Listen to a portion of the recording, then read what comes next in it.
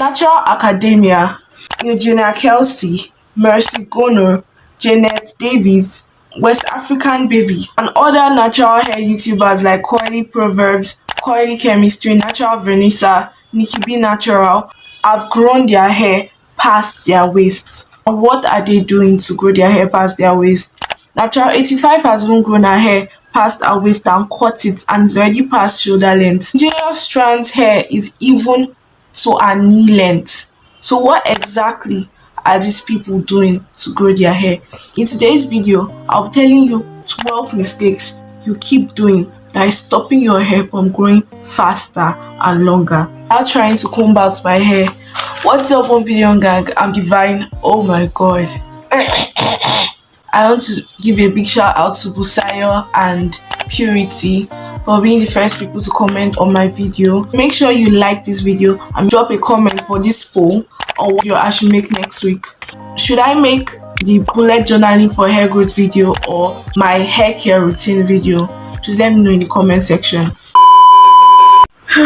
Your hair does not stop growing, which I already talked about in this video. The only reason why your hair is not growing is because of you are not retaining length.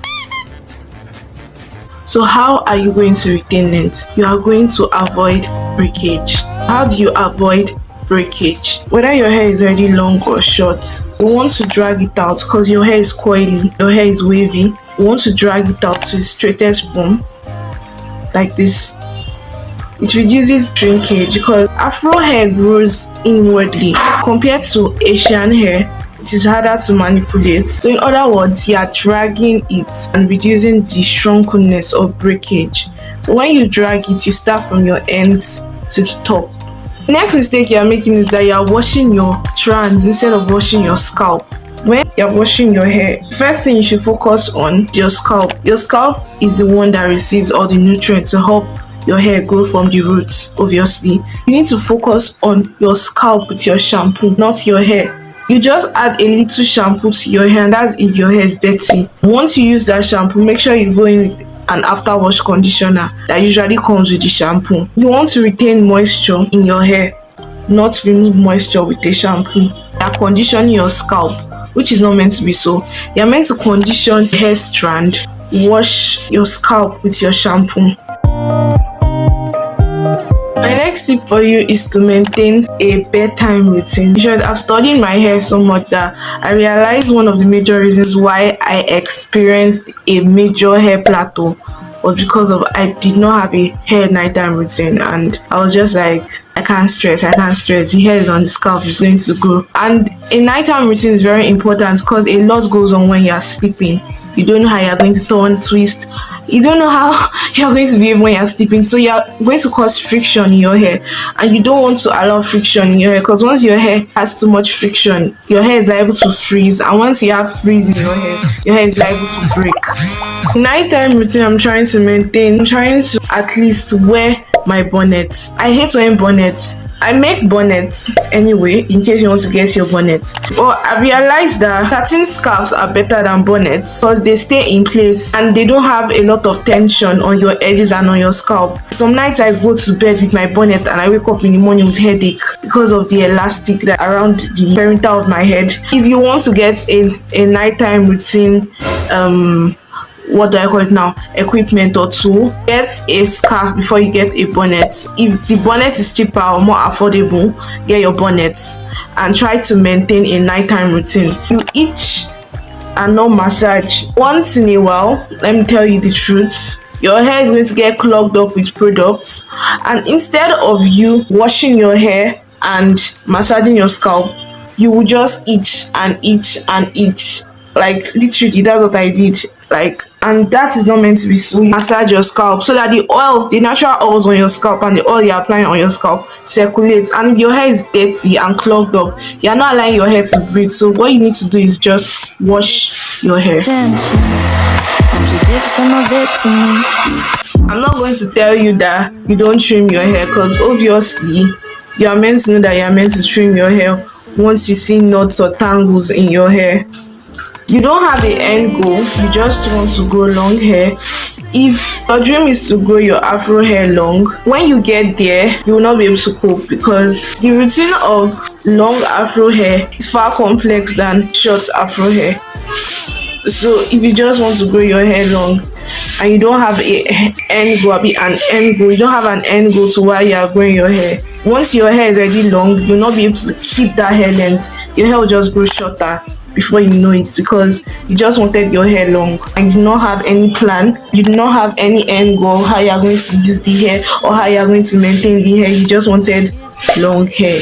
Next mistake you are making is that you don't comb your hair before you wash your hair. You just go and wash your hair, and that's not meant to be so.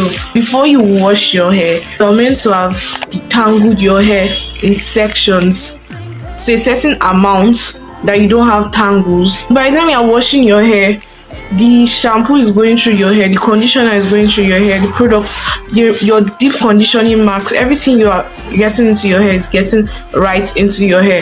But if you just wash your hair when your hair is tangled, you will end up with breakage, and breakage will lead to less length. And how will you now grow your hair if you are not retaining length? Make sure you tangled or combed your hair from the front and behind. If you can trim it before you wash your hair. Next mistake I won't even tell you is that you're using too much heat. But the mistake you're doing is that you're not using a heat protectant. I am currently using my not conditioner. I'm using it as a heat protectant as I am blowing out my hair with my blow dryer so that my hair doesn't get damaged from heat, so that my ends don't become too weak, because your hair has layers and if you are putting too much heat, you're just making that strand weak. Let me explain something to you. This hair has been on my scalp, but now it is here. You can imagine old. This part of my hair is very old compared to the one close to my roots or close to my scalp. I have to handle it with care. The next mistake you are doing is a very controversial one. Obviously going to say it is that you are wearing the wrong hairstyles. The very wrong hairstyles. All I just have to say is avoid these hairstyles. Instead, what you want to do is you want to have your own signature hairstyles that you wear. You might be somebody that likes to switch things up sometimes, but you should just do these hairstyles I mentioned once in a while, once in a black moon, a blue moon, once in a while. Don't do these hairstyles back to back, because you do these other hairstyles I mentioned every time, your hair is most liable not to grow because of your hair is going through too much tension and too much manipulation. And if you want your hair to grow long faster, you have to avoid tension and manipulation. Next mistake, you're not combing your hair with water. If you want to comb your hair, make sure you have a leave-in conditioner, a white tooth comb, and water and oil if you want. Leave-in conditioner should have oil. If your hair is not as kinky as my hair, or your hair is straight or wavy, comb your hair when it is damp, not wet and not dry. Like, you know when you spread clothes and it is not yet dry, that's the kind of consistency you want if your hair is not as kinky as my hair. You're not keeping up with your routines. I am so when I took a break from YouTube, I was not consistent with my hair routines. I was so lazy and busy. I focused on how busy I was, and guess what? I reaped the fruit of what I did not labor for. Let me give you a hack. If you hate spending time to comb your hair, have a hair playlist. That's what I've been doing of recent. Just have something play in the background, or something I'm listening to in the background, or someone who I'm gisting with. At least when I have company, I don't feel like I'm spending hours doing my hair. And things that long hair requires attention and care. That's what I said implement in my routine. And trust me, if you implement this, to help you maintain your hair and to remove that fear in your head, like I have to sit down and tangle this hair. I had no idea that bleaching your hair would increase the pH on your scalp. If you don't want your hair follicles to raise up in a bad way and affect your hair growth or destroy your hair follicles, there are different hair products like hair wax, like color hair wax, paint wax you can use to dye your hair without having to actually bleach your hair. But if you want to actually bleach your hair and go further and use a dye on your hair. Make sure that you don't do it too often, and make sure that you don't start from your roots so that your hair follicle doesn't get weak.